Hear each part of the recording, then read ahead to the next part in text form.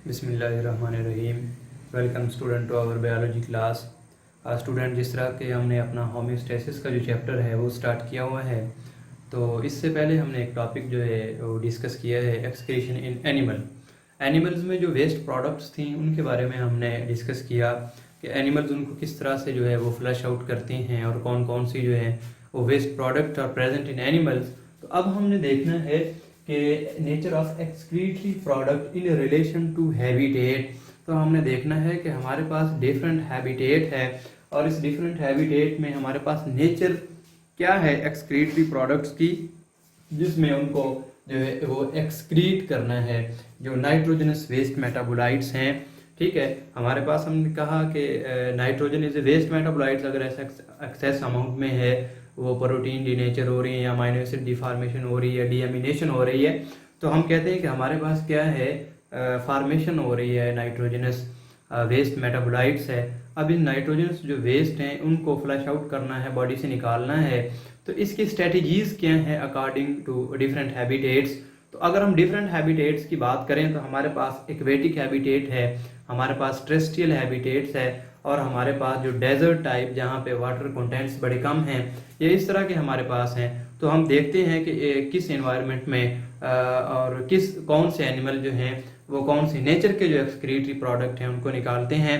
तो अगर हम इसको देखें तो हमारे पास कितने हैं, 3 किस्म के हमारे पास जो हैं वो नाइट्रोजन को निकालने के वो मेथड्स हैं, जिसमें हमारे पास एक क्या है, पहला हमारे पास क्या है, अमोनिया की फॉर्म में निकालना है, दूसरा हमारे पास यूरिया की फॉर्म में निकालना है, तीसरा हमारे पास कौन सा है, यूरिक एसिड की फॉर्म है।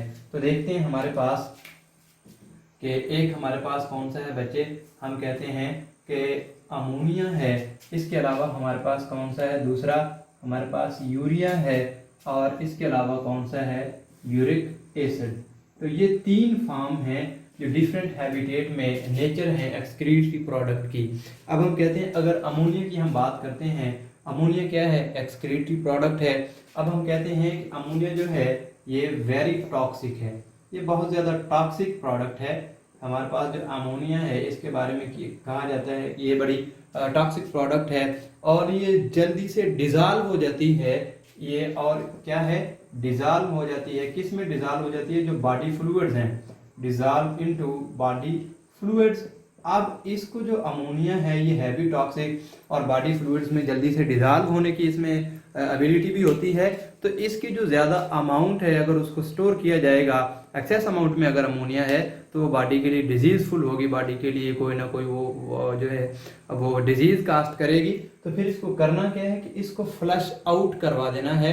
अब ये टॉक्सिक है तो टॉक्सिक मटेरियल को, जो अमोनिया है टॉक्सिक मटेरियल है, इसको बाहर निकालने के लिए पहले क्या किया जाएगा, ये उस एनवायरनमेंट में जहाँ पे एक्सेस अमाउंट में या हाइपोटोनिक कंडीशन है, अगर हमारे पास क्या है, अमोनिया को निकाला जाता है कहाँ पे, हाइपोटोनिक कंडीशन में, हाइपोटोनिक एनवायरनमेंट है।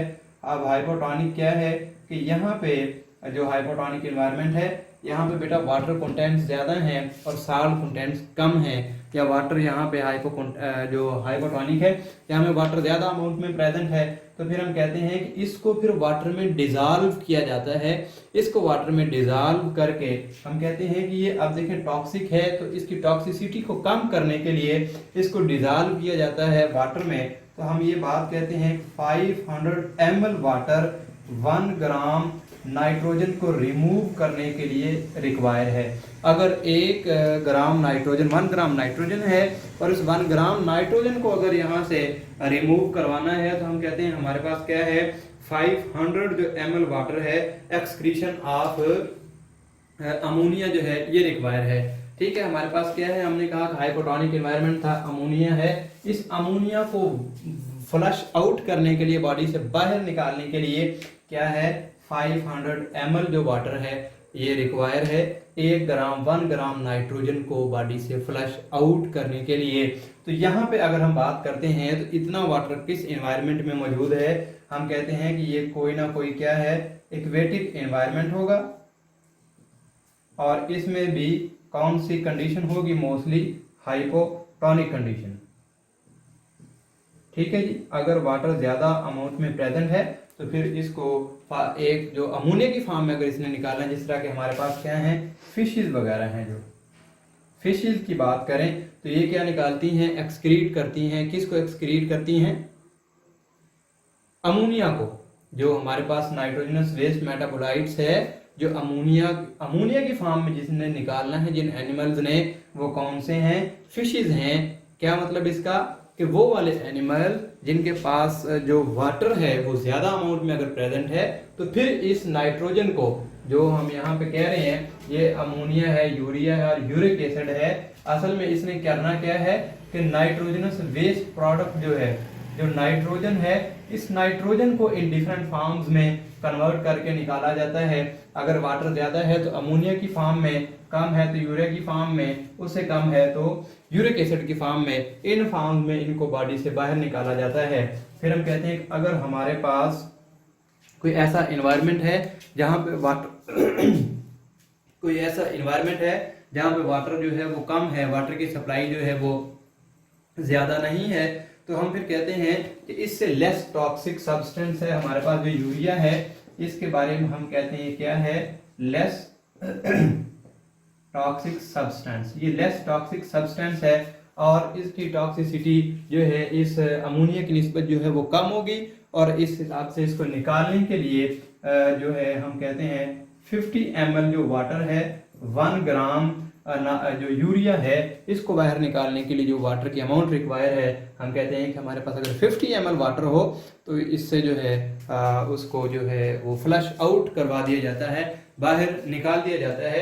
अगर हमारे पास कितनी अमाउंट है, 50 ml जो हमारे पास अमाउंट है। तो इस तरह के जो हमारे पास एनिमल्स हैं, हम कहते हैं जो टेरेस्ट्रियल मैमल्स, लाइक मैमल्स हमारे पास, इसकी एग्जांपल अगर हम देखें तो हमारे पास क्या है, टेरेस्ट्रियल मैमल्स। ठीक है बच्चों, ये था हमारे पास कि अगर लेस टॉक्सिक सब्सटेंस है यूरिया, और ये डिपेंड करता है अवेलेबिलिटी ऑफ वाटर पे। हैबिटेट कौन सा है, टेरेस्ट्रियल हैबिटेट है, वाटर की अमाउंट जो है वो कम है, वाटर की प्रेजेंस जो है कम है, तो फिर इसको यूरिया की फॉर्म में जो है वो एक्सक्रीट कर दिया जाता है, जो नाइट्रोजनस वेस्ट मेटाबोलाइट्स हैं। अब जो थर्ड फॉर्म है हमारे पास वो क्या है, यूरिक एसिड। तो यूरिक एसिड के बारे में हम कहते हैं कि ये भी एक एक्सक्रीटिव प्रोडक्ट है। यहाँ पे भी हम कहते हैं कि अगर जो नाइट्रोजन है उसको इस फॉर्म में भी निकाला जाता है, तो इस फॉर्म में निकाला क्यों जाता है, एक बात ये है कि acute shortage of water, acute shortage of water जो मेन रीजन है वो यहाँ पे भी क्या है, हैबिटेट है, कि यहाँ पे ऐसा हैबिटेट है जहाँ पे वाटर कंटेंट्स जो है, वाटर अमाउंट जो है वो बड़ी कम है। तो वाटर कंटेंट्स अगर कम है, शॉर्टेज है वाटर की, फिर इस नाइट्रोजन को कन्वर्ट किया जाता है किस में, यूरिक एसिड में, और फिर यहाँ से इसको फिर बाहर निकाल दिया जाता है।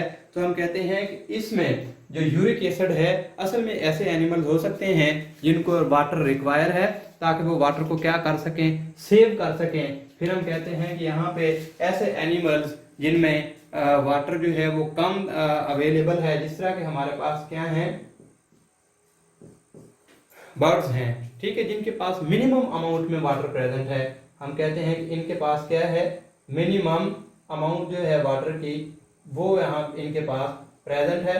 अगर मिनिमम अमाउंट प्रेजेंट है तो फिर ये क्या करेंगे, इसको यूरिक एसिड की फॉर्म में हम कहते हैं कि यूरिक एसिड का 1 ml जो है वो वाटर, ठीक है, और इधर से 1 ग्राम क्या है, यूरिक एसिड। तो हम कहते हैं शॉर्टेज है वाटर की। अगर हमारे पास वाटर अवेलेबिलिटी कम है, 1 ml वाटर रिक्वायर है किसके लिए, 1 ग्राम यूरिक एसिड को बाहर निकालने के लिए, फ्लश आउट करने के लिए, एक्सक्रीट करने के लिए। तो इन तीनों में जो है वो मेन डिफरेंस किसका है, इनके हैबिटेट का।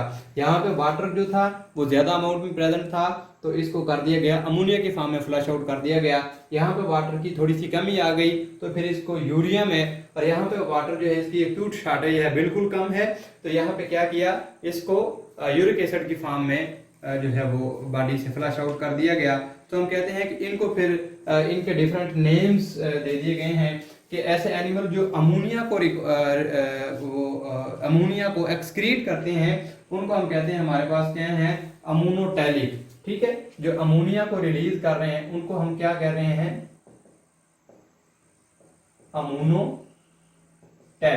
अमोनोटैलिक क्या है कि ऐसे एनिमल्स हैं जो अपने वेस्ट प्रोडक्ट को किस फॉर्म में निकाल रहे हैं, अमोनिया की फॉर्म में। वो एनिमल जिस तरह के फिशेज हैं इनको हम अमोनोटैलिक कहते हैं। अमोनोटैलिक क्या है कि वो एनिमल्स जो इसको एक्सक्रीट कर रहे हैं वेस्ट मेटाबोलाइट्स को in the form of ammonia, उनको हम कहते हैं, हमारे पास क्या है बच्चे, अमोनोटैलिक। तो दूसरे इसी तरह यूरिया और यूरिक एसिड भी हैं, तो हम इनको यूरियोटैलिक। और अब देखें, अब जो यूरिया है, यूरिया को जो निकाल रहे हैं एनिमल, ठीक है, यूरिया को जो निकालने वाले एनिमल्स हैं, एक्सक्रीट करने वाले, हम इनको कहते हैं, ये क्या है, यूरियोटैलिक। अब जो यूरियोटैलिक अगर कहीं पे लिखा हो तो ये टर्मिनोलॉजी क्या है कि ये वो हैबिटेट है जहां पे वाटर की अमाउंट जो थी वो कम थी और इसने अपने जो वेस्ट मेटाबोलाइट्स हैं उनको किस फॉर्म में एक्सक्रीट किया है, यूरिया की फॉर्म में इसने एक्सक्रीट किया है। तो इसी तरह हमारे पास जो अगली है यूरिकोटैलिक। अब देखें वो वाले एनिमल्स, इनको हम कहते हैं, ये कौन से हैं, यूरिकोटैलिक।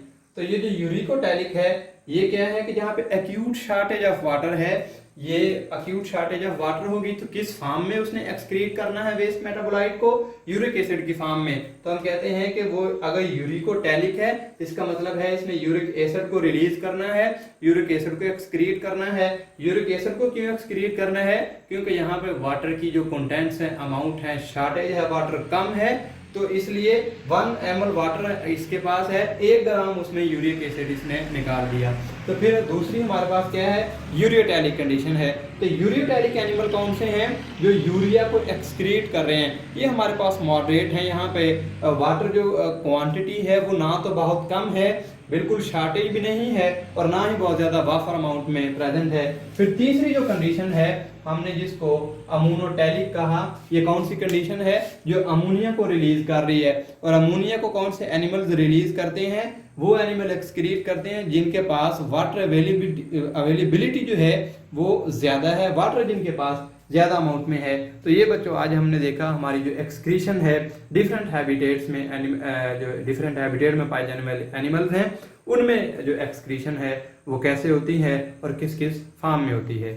तो थैंक यू वेरी मच।